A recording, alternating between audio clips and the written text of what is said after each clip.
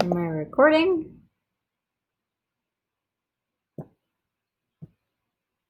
Yes. Okay, sorry. It wasn't showing me if I was recording or not. All right, so where we left off on the last video was trying to see Google Earth, and unfortunately Google Earth does not want to be seen with so many different communications, but you're welcome to try loading it at home from the PowerPoint link. It is pretty cool and it's fun to look at, but I don't think we'll be able to look at it through video because it just does not have enough speed on this computer, but I will try another computer to see if it will work. Okay, so we are on the present holds the key to the past. Coolest new word of the day, at least to the person that created this, is uniformitarianism. Uniformitarianism, the theory that all geologic phenomena may be explained as the result of existing forces having operated uniformly from the origin of the Earth to present time. That means that gravity, we know about gravity now as humans because of Sir Isaac Newton. However, back when there wasn't humans, there was still gravity on the Earth for as long as the Earth has existed. So it's the same now as it was back then, billions of years ago. Same with erosion, chemical reactions.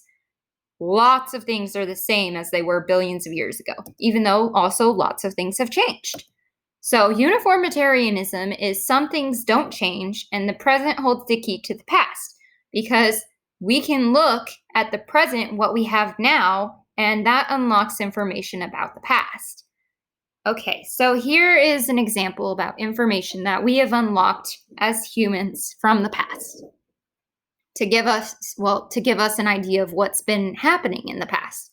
So I want you to write in your notebook evidence for continental drift and put a bullet point, and then put a indented bullet point underneath it. Just one though, because we're going to go through all 5 individually. And when I took notes on these, it actually was more than one line for a couple of them. So just keep that in mind.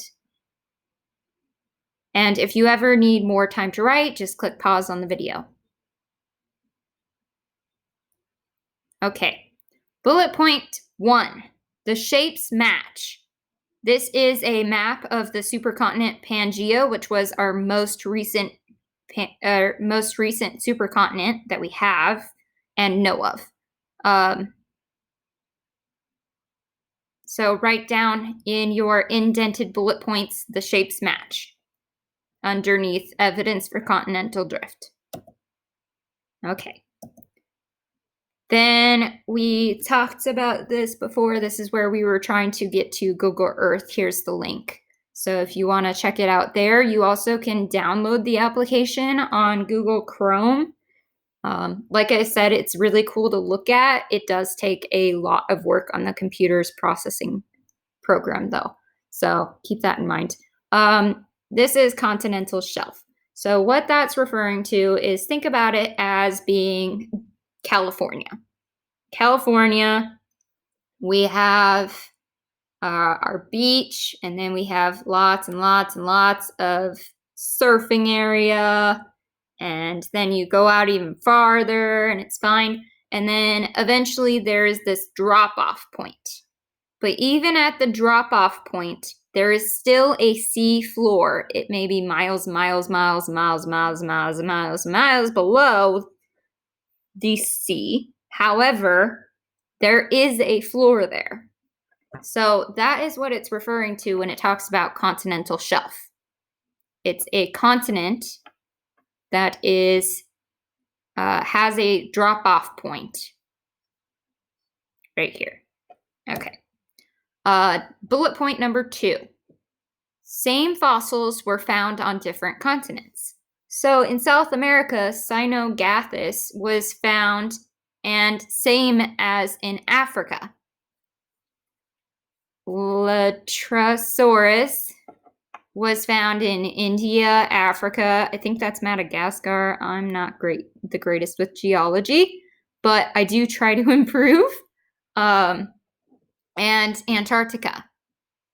And really fascinating is Glossopetria is a plant, and that was found in all of the continents. And then Mesiosaurus was found in South America and Africa, but I think it's also in, I have my own personal hypothesis that there's a little tip of blue right here in Antarctica, but it's not there, so I assume they haven't found it. And that's probably because that little section is probably buried under tons of ice. But it looks to me like these two fit together like the puzzle pieces we've been talking about, which means that this little section here should be blue, or at least I would think it would be blue, but that is not determined yet. I hope this means that I am going into copyright for having that idea. So if anyone in the future that comes along and is told, make sure you mention my name as the scientist who thought about it first. Haha. Okay. So if we were to do the same thing on a puzzle of a child and draw where the colors were and then take apart the puzzle, that would be where we are left. Right now, we are at the point of our puzzle being taken apart, but we had to put it together. So this is just giving you the opposite view. Okay, so this guy did not swim from South America to Africa. That is many, many, many, many miles. And instead, it was actually a circle like this. So Africa was right here and connected on land. And fossils of this were found in both. Okay, next bullet point. The same rock structures on different continents. So rocks, which we'll learn about coming next semester, we'll go into rocks and minerals deeply, but rocks and minerals have a composition, and that composition gives them like an identification or a fingerprint or DNA, but obviously not DNA or a fingerprint. It's its form, which is its composition, what it's made of, and how it's made. So we can tell by these rocks that they are lining up like this, straight, and they look pretty darn sharp. Down here, this blue tint kind of gives me the idea that that probably has some magnetic properties in its composition, because some minerals are magnetic, like hematite, and typically they come in this sort of color. So going more into this, and again, if you need to pause the video, pause it. The same rock structure with the same rock composition was found in South America as it was found in Africa. The Appalachian Mountains, British Isles, and Caledonian Mountains all have the same composition of rock and look identical, which means that they fit together like a puzzle piece. Okay, so now we are going to follow this penguin through a time machine. Whoa, a time machine! I'm going back 50 million years.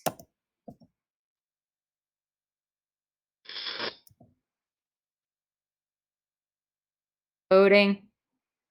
Loading. Loading. Loading. Loading. Come on, guys. He's going back a long time in time. So we got to keep loading here. Loading. Loading. He has arrived. What the? What? Antarctica 50 million years ago had plants and rocks and liquid that wasn't frozen. It was before the continent had drifted to the pole, which means it was before it all froze. Which also means that there were no penguins. Poor penguin. He's so distraught.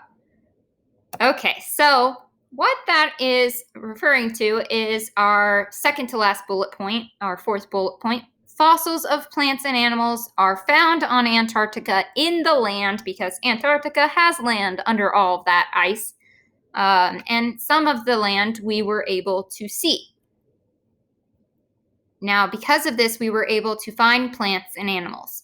However, it is also a good case to make that in ice, things are more preserved than they are in minerals and fossils, because fossils can only keep the minerals. So our bones made of calcium, that's why the bones stay. However, if you pull up somebody who died in the 1800s, they are just going to be bones. You won't see anything else.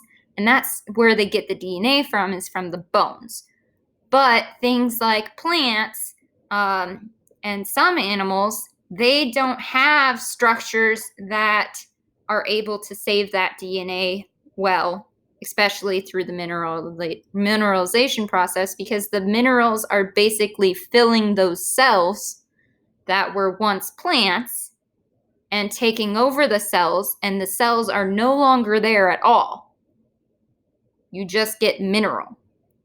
So mineral, unfortunately, does not save the DNA. But ice does. So Antarctica has a whole lot to offer us.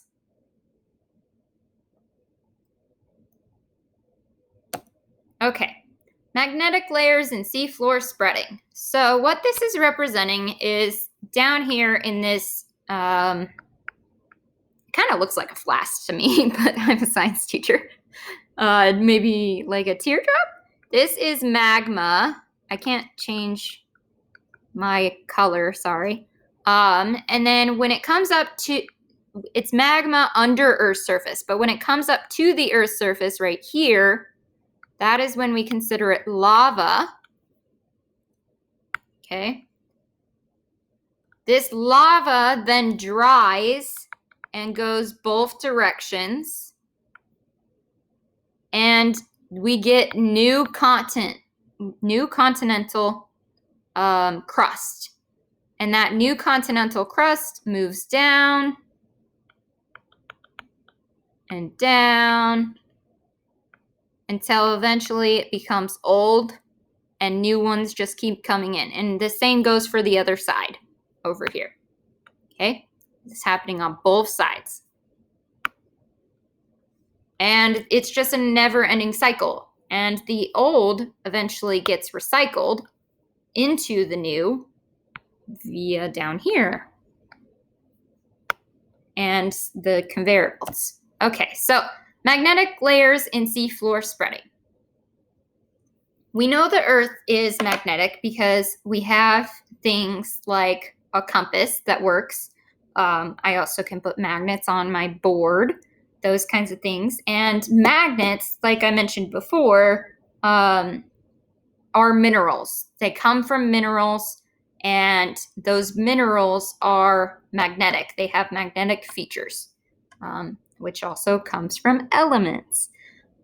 So this here, I can assume that the rock here, the composition, has magnetic minerals in it. So here's the representation of the new going out. All right. Note how the oceanic plates are much older the further they are from the mid-Atlantic ridge.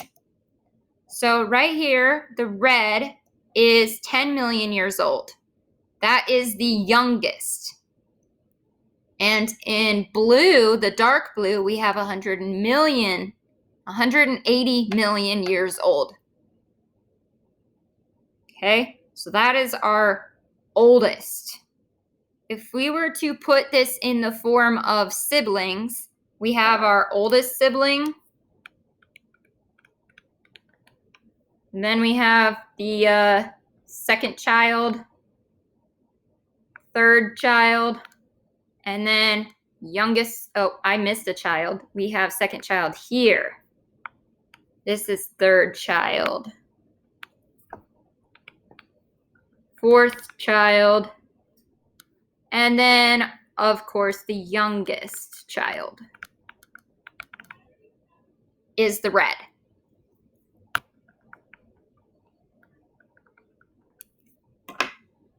Okay, so this is giving you an example of how seafloor spreading brings about new, and it goes outward like this to become old. However, that old then gets recycled back into the red, and that's why we don't have tons of old. Okay, so this is where I want you to complete the question. I want you to draw and describe what you see when you think of continental drift and plate tectonics. So if I was to do this, I would draw the map of the fossils and the plants, because that is, or the fossils of animals and plants, because that is something that I remember to this day from the first time when I learned it. And that is what reminds me most of continental drift.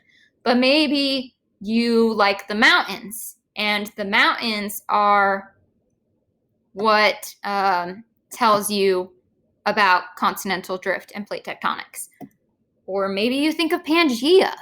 Like, just draw something that comes to your mind when you think of continental drift and plate tectonics. And then pause the video while you draw. Okay. 80 million years before Pangea, the continents were together in a supercontinent, Rodinia. Now, Rodinia was the supercontinent before Pangea. That's what it's saying. There were many supercontinents before Rodinia because it's a never-ending cycle. And that means from 4.6 billion years ago to 800 million years ago, there were many supercontinents. However, we are only so good at puzzle skills, so give the scientists a break there. But we do know about Rodinia.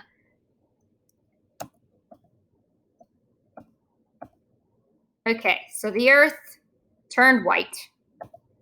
Climatic changes created a snowball Earth where the entire planet was covered in a mile thick of ice. When I think about this, I think of Ice Age. So mass extinction happened of ocean life. And if you don't know, there were 5 mass extinction happenings from the start of Earth since 4.6 billion years ago. And this was one of them. This is a good time to mention that currently we're in the 6th most mass extinction.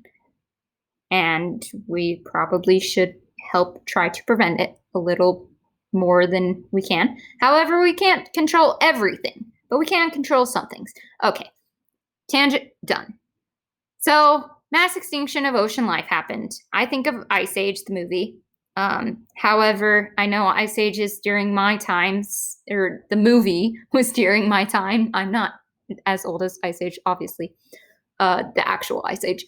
But if you haven't seen that movie, check it out. It's kind of funny, and I really like how it represents what was going on then.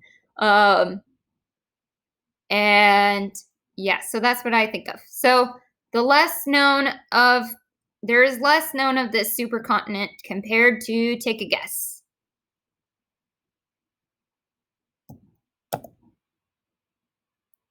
All right, if you guessed Pangea, you are right.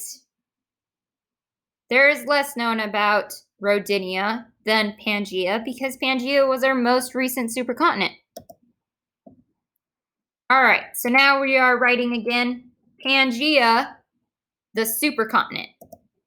All of the plates were once together to form one. Pangea.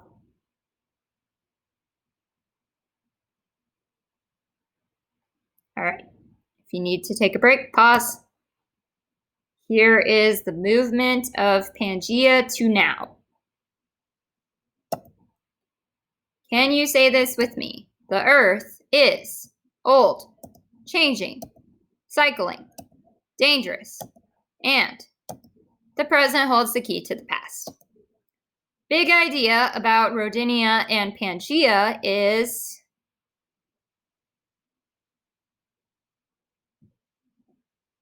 old and changing.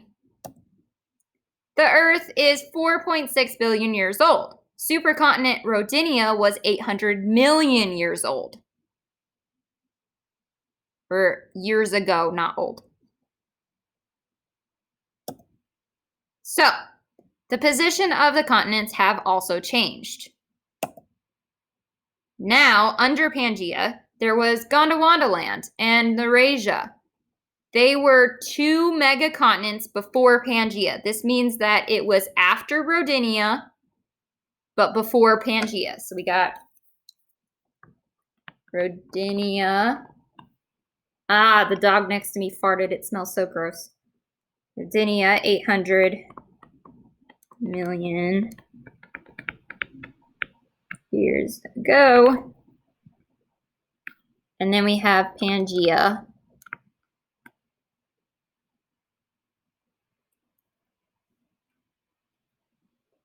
And then here, right here, is the in-between, 200.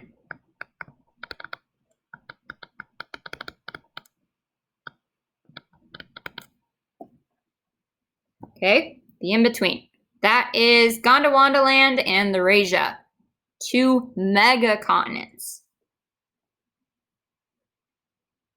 When I look at this, I still see that Laurasia and Eurasia is still pretty mega to me. Okay, so what continents do we see in Laurasia?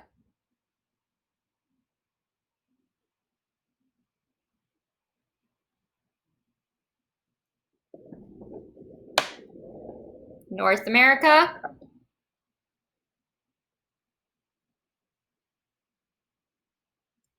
Asia. Now, what continents do we see in Gondwana land?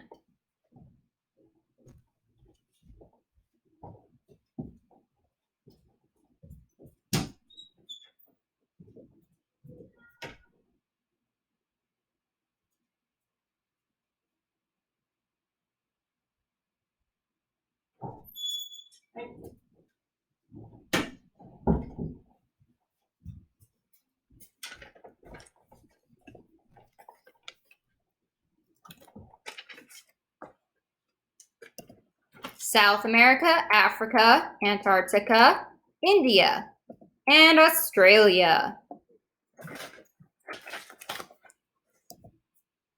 All right, so now we are going to do an activity, and I want you to, if you don't have access to a printer, just try to draw these the best you can in the form of Pangaea. So I want you to put them together like a puzzle. So you must draw them as you see and then cut them out. If you have it printed, which in-class students will have printed, I want you to try cutting these out in one cut. And then we are going to put them back together, just like the plate tectonics puzzle. And once we get it all right, then we're going to glue it in. So go ahead, pause the video, and do that now.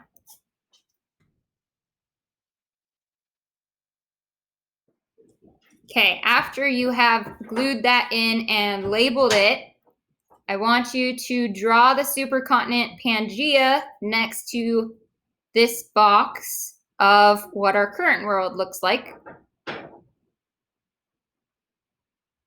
So try to draw the current map as well in the box to the left. Pause this video while you do that. Okay, what causes continental drift and plate tectonics?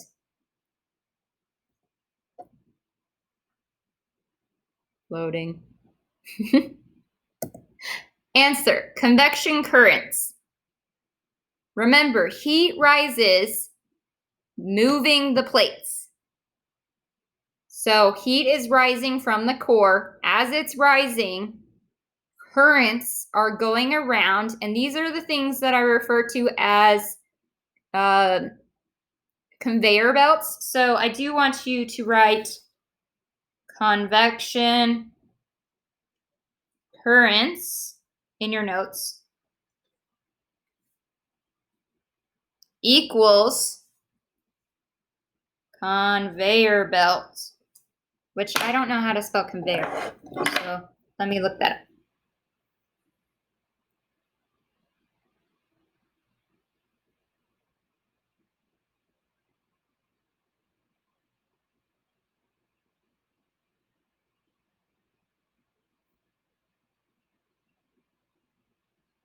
Man, I don't know how to spell it so bad that I can't Google it.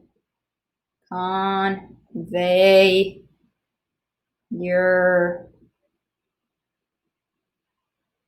There we go. Okay. Conveyor.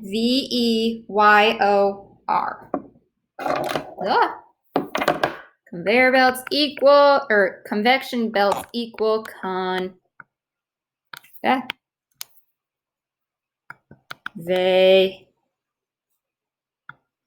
your belt.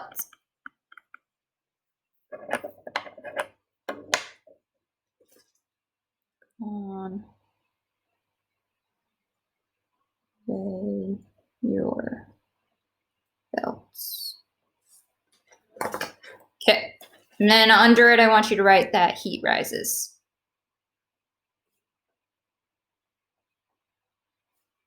Which causes this.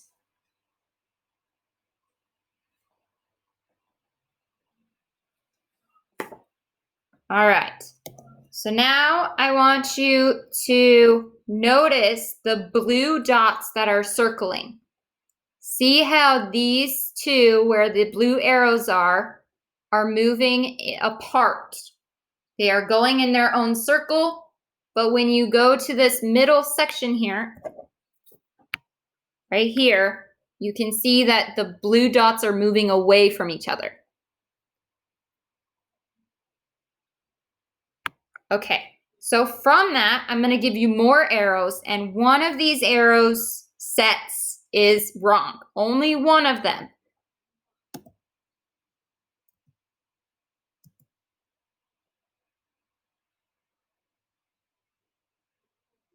I want you to take a guess which one it is.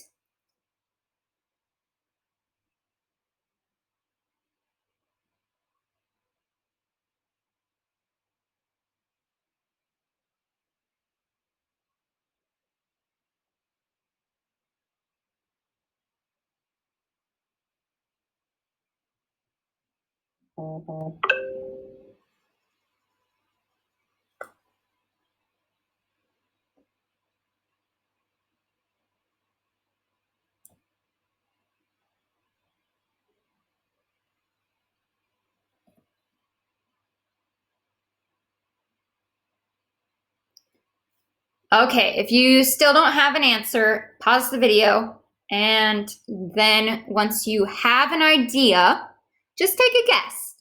It's okay if it's not which one is not happening. It's okay if you don't choose the right arrows. It's just try. The whole point is to try. Okay, so the answer is the blue arrows. The plates should be moving toward each other and not away from each other. So if you view this one is going this direction. And this one is going this direction. So those two arrows should actually be pointing at each other and not away from each other. Now, the black one confused me down here. But if you look, this blue one over here is going that direction. And this blue one over here is going this direction. And as it goes through, it's still going this direction. Now, the reason for this is because we are on a different plane. We are looking flat. So that is why it's happening. Okay. New area of focus. So we are changing our topic now to Earth's interior.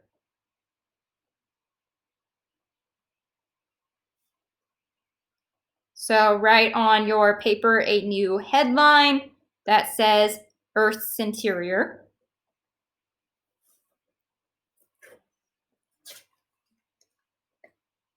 I'm going to draw a little circle of the Earth, and I'm going to give it an appearance like an apple sliced, and then a core sliced again, but don't slice the core, slice this section right here. All right, so that way I have just an idea of what that's talking about. All right. Learning about the Earth's interior, the force behind our planet. Come on, this is ridiculous. How can anybody know what's inside the Earth? We can't go there. Well, we know the material of the interior of the Earth based on how P and S waves move through the planet. These are the things that we use to, we use a seismograph.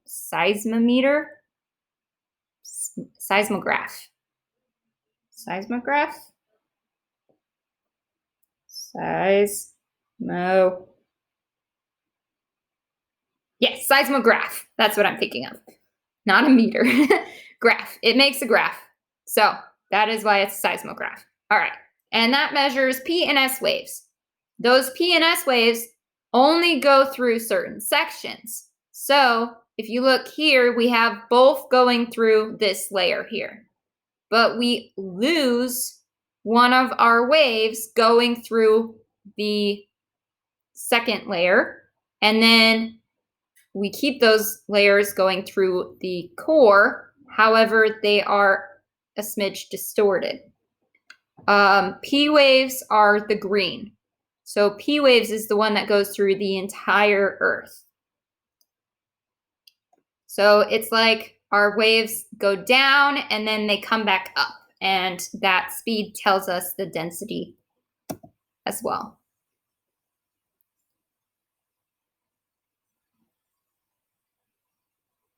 What do we think this is representing?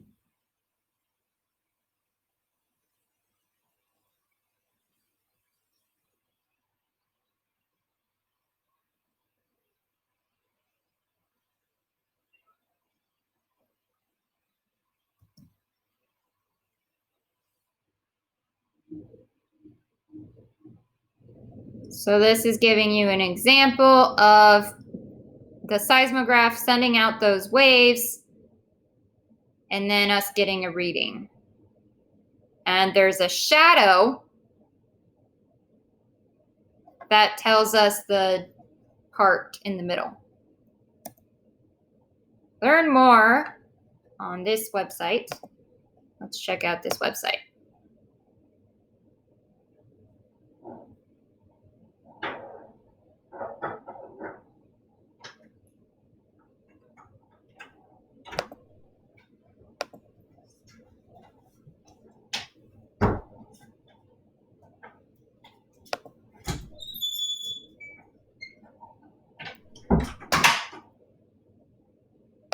Okay, so that website, I don't know if you can see it via the way I shared the screen, but it was just giving you an example of PNS waves, but you have to use Flash Player, and some don't know how to enable that, and also Google Chrome is deciding to cancel Flash Player altogether in December, so yeah.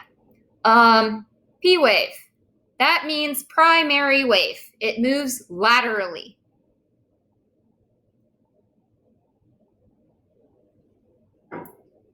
This is mesmerizing.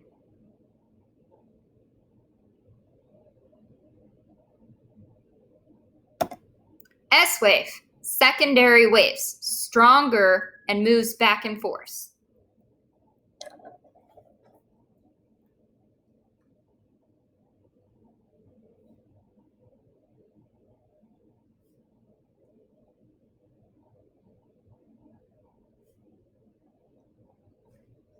So I'm just going to go back. I wrote under Earth's interior, P waves have lateral movement, mean primary waves,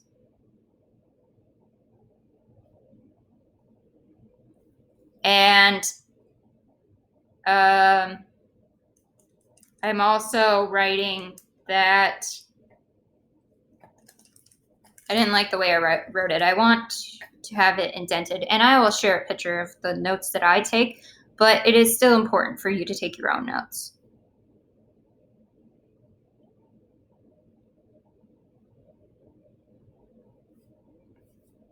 Okay, so now I'm writing that it goes through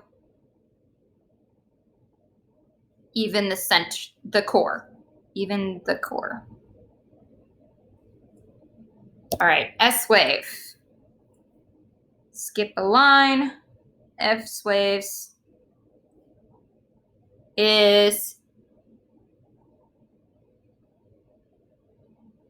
back stronger and moves back and forth.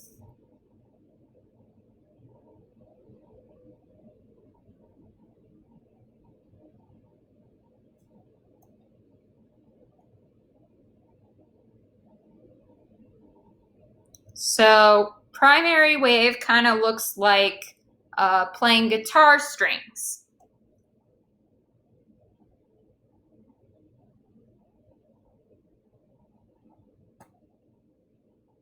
All right. While S wave looks like a wave of an ocean.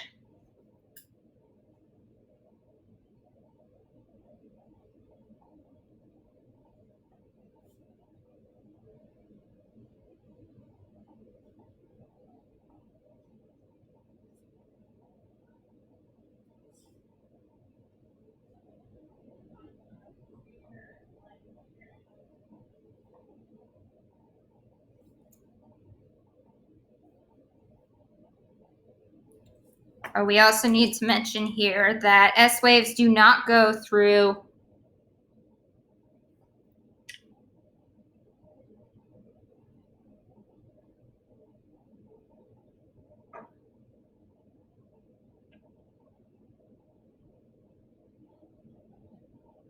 our outer core.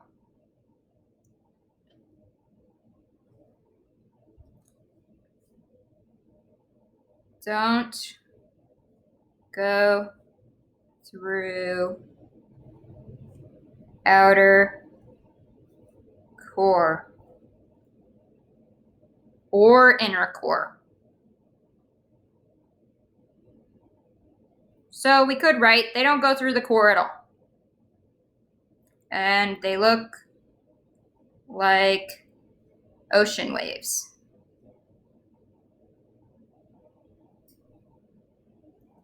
All right, so I want to go back to this image here, so that way, which I'm sure it will go to, at least I think. And I want us to label that this blue line here is our crust. The orange right here is called the mantle. Yellow is our outer core. And the white is our inner core, which both of these make the core.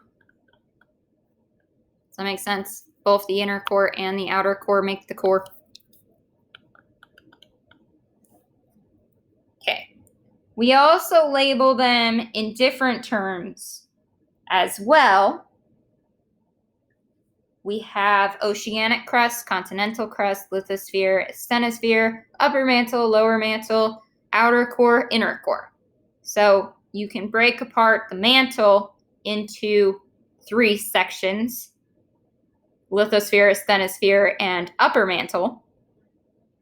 And you can break apart the crust into 2 pieces. So crust,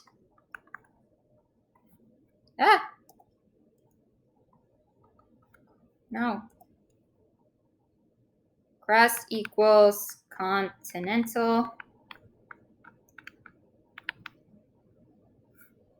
plus oceanic. I should spell that right. Oceanic.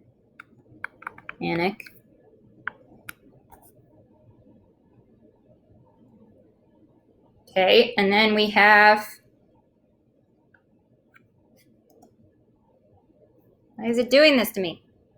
Mantle, which gets broken down into lithosphere, and this is in order going down. Asthenosphere.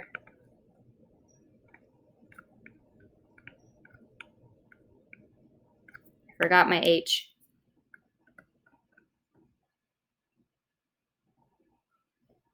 And upper mantle, lower mantle. Then our core equals inner and outer. Oh, wrong way.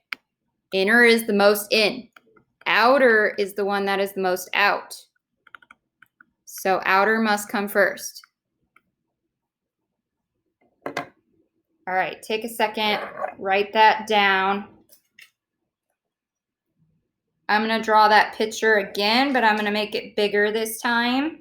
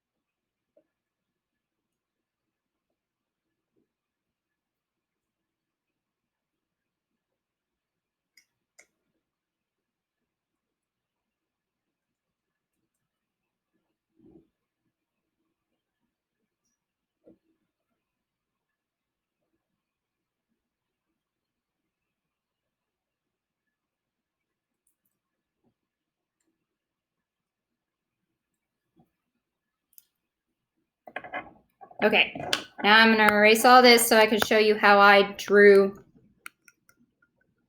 my Earth.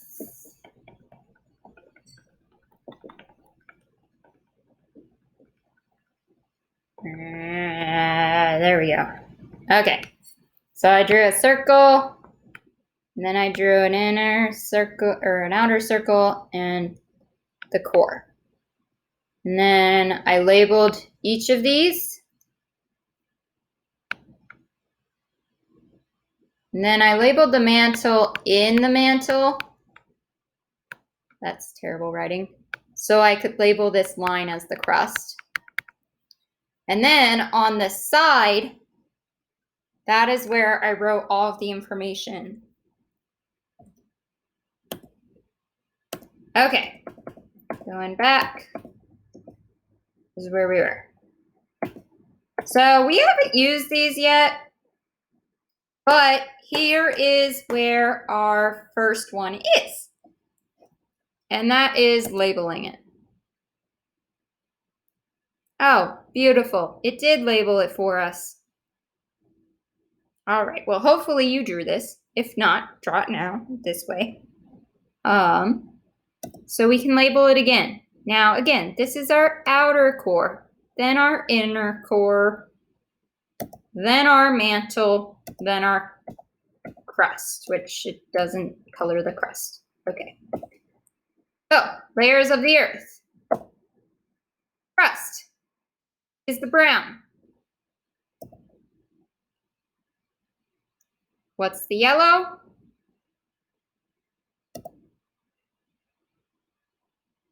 Yes, the mantle. What is the orange? Outer apple? Oh, that's an apple core. Outer core. Now we're at the center core, but it's not called a center core, it's called a inner core. Oh no, we are trying it one more time.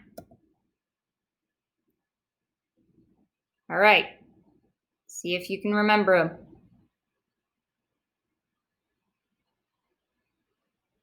them. Crust, oh wait, nope, we're going in different order now. What's this one?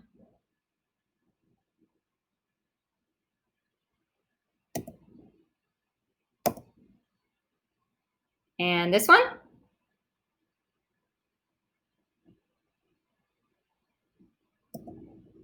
And this one.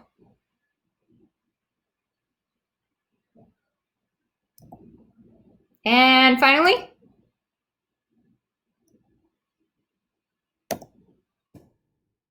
oh no, we are trying it one more time upside down. And this one.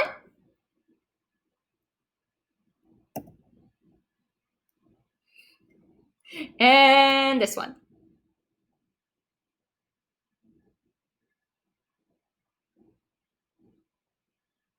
They're changing the colors.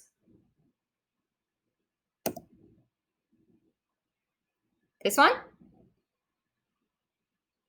Make sure you're looking at the line, not the color.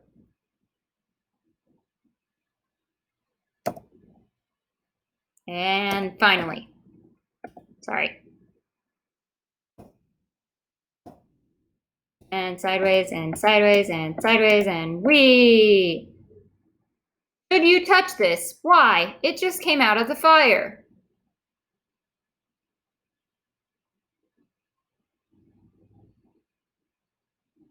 It just came out of the fire, so should you touch it? It's red. Do you touch things that are red that were previously heated? I hope you said no.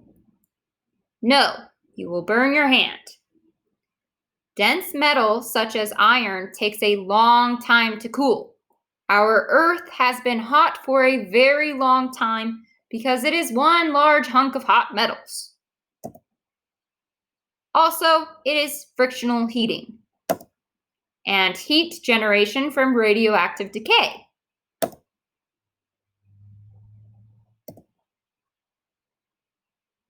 What is that? Yes, it is our inner core. The inner core is less hot and dense.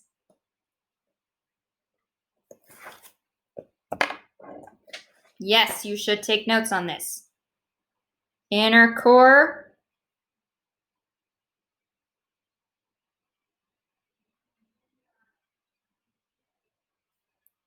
Less hot and dense.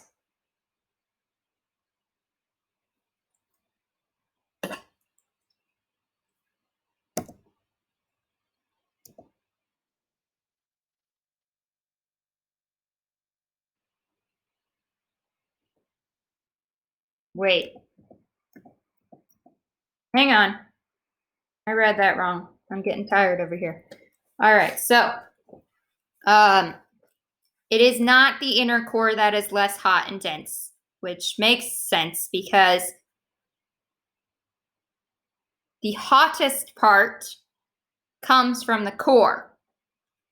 So we are labeling the mantle as less hot and dense. And that also makes sense because the mantle is a semi-fluid liquid rock. So we need to label our core as hot and dense.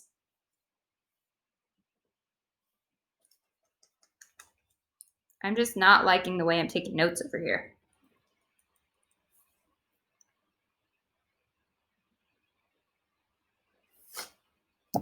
Okay. So the core is 4,300 degrees Celsius. That is the inner core. The outer core is 3,700 degrees Celsius. And our mantle is 1,000 degrees Celsius, which is all very, very, very hot. I also added that into my notes.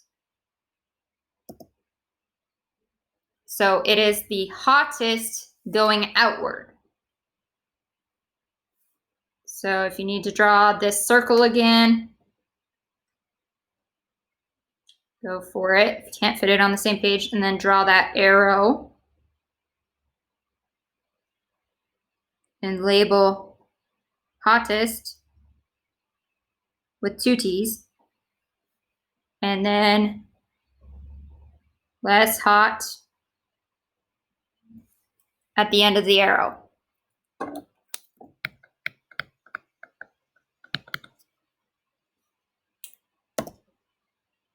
Oh, I guess you could say less hot equals cooler. Yes, this is the first time I am presenting this PowerPoint. I want to make sure that you guys at home are far enough along that you can go into the building of the Earth's interior. All right, so then we have, it also is hottest and dense.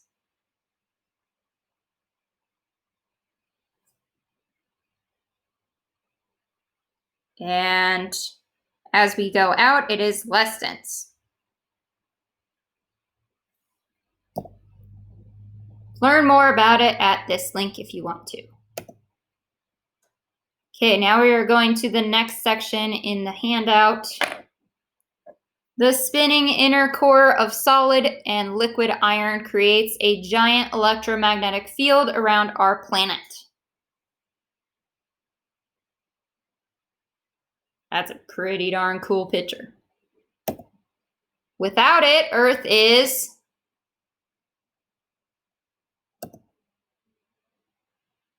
a marshmallow?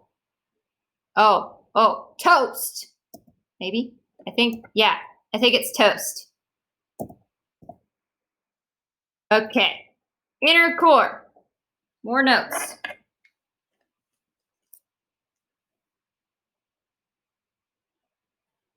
How are we doing on time over here? Where are we at? Discard. It's not showing me a time, so I have no idea how long this video is. But I'm going to keep going, but if you are, oh, we're at 54. Okay, we can get through this. Oh, it kicked me off where I was.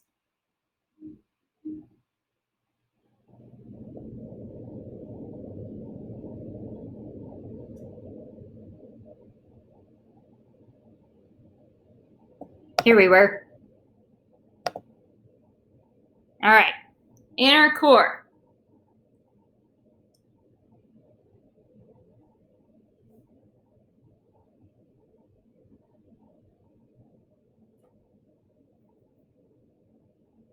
It is solid, made of iron and nickel, which is dense.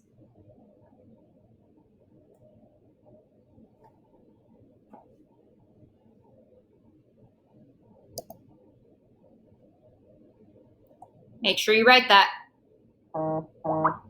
It's red. Remember, we write red.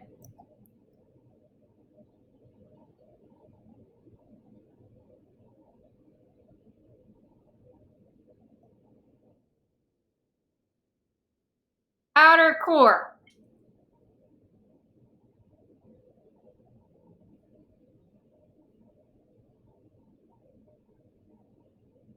It is liquid. Iron and nickel.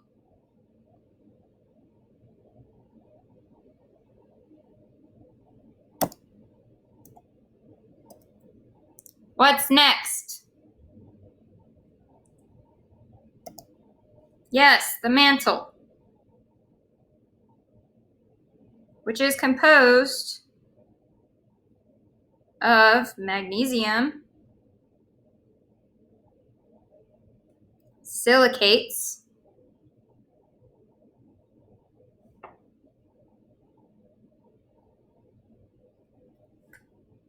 iron, calcium, oxygen, and aluminum. Aluminum.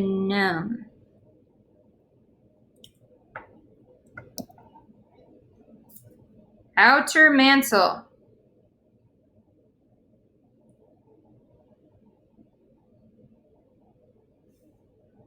is called the asthenosphere.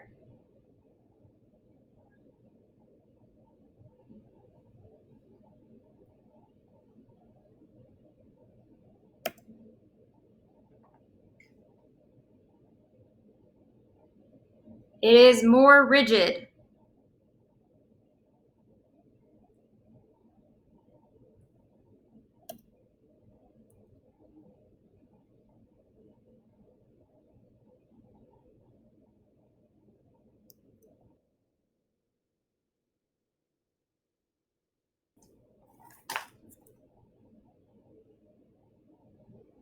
Upper and outer mantle are the same.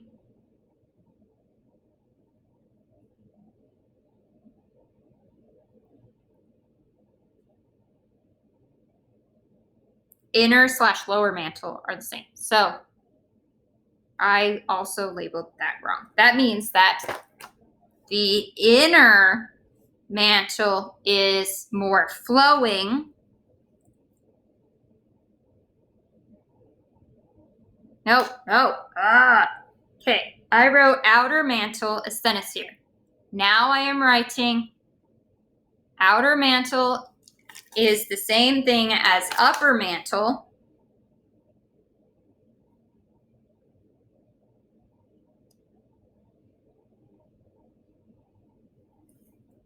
And I am labeling that as more flowing. Okay, now I'm writing inner mantle. Sorry, guys. Remember, I use guys as a dual gender, so girls don't feel left out. You're included in guys, in my view. Inner mantle is the same thing as our lower mantle, and that is what's more rigid. Okay. Good word for flowing / capable of being shaped is Play-Doh? Plastic. So our outer mantle has plasticity.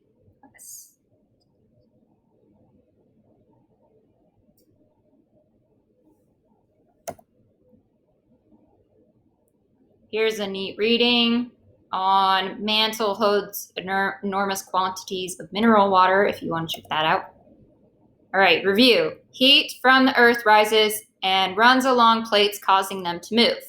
Remember our conveyor belts and the convection current? So hot rises, yes. Then it is going around, swirling and moving outward. swirling around. We call that a convection cell, which is very, I'm going to guess, plastic.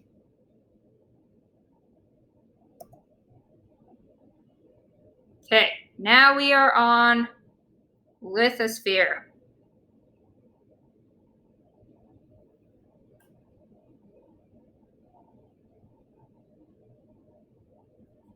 I am going to write that under mantle because mantle is still, lithosphere is still part of mantle. Sphere.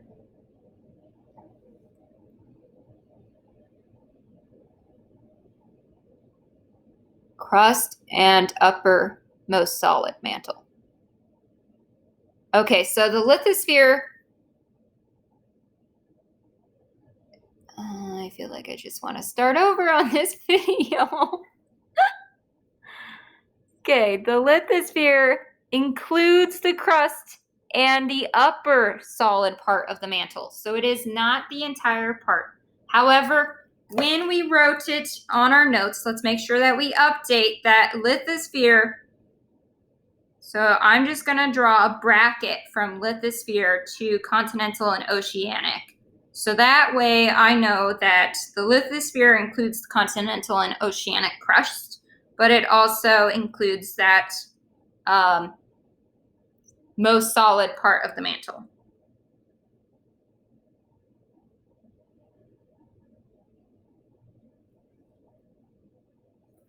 But it will be okay because I'm updating my notes now. So lithosphere, and I changed my mind. I'm just going to create a new bullet point like it says because I should really start listening to this PowerPoint. Lithosphere. The outer part of the Earth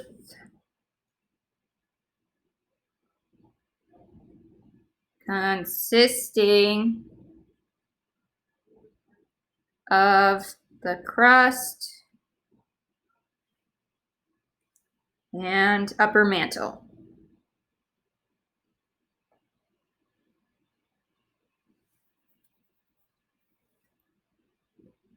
See, now it's using upper.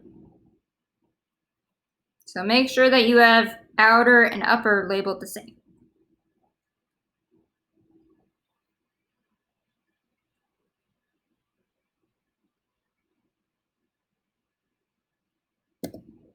Lithosphere is broken into tectonic plates.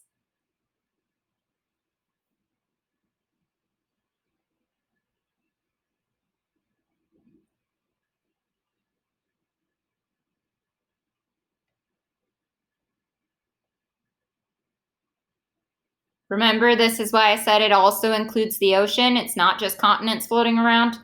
It's the ocean too.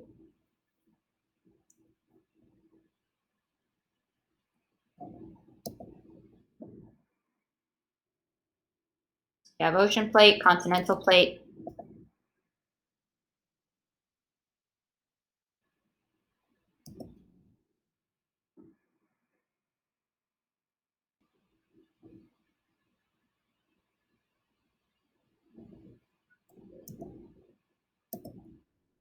Okay, so now it wants us, this is good ending point.